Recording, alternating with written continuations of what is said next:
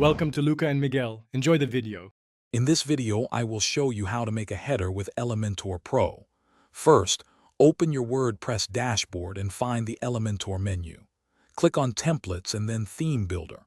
From there, select the Header tab and click Add New Header. You can then choose to start from scratch or use one of the many pre-designed templates available to kickstart your design process. This sets the foundation for your custom header. Now, let's dive into the design. Drag and drop essential widgets such as your site logo, a navigation menu, and any call-to-action buttons into your header section. You can easily adjust column widths and section padding to achieve a balanced and visually appealing layout. Remember to check the responsive mode to ensure your header looks fantastic on all devices, from desktops to mobile phones. Next, we'll refine the aesthetics.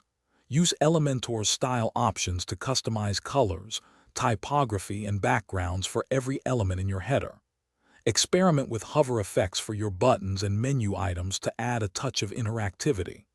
For a polished look, consider enabling the sticky header option, which keeps your header visible as users scroll down the page, enhancing navigation and user experience. Finally, it's time to publish your masterpiece. Click Publish and then set your display conditions. You can choose to apply your new header across your entire website or only on specific pages or posts. Don't forget to save your header as a template. This allows you to reuse it easily on other parts of your site or even export it for different projects. Your custom header is now live.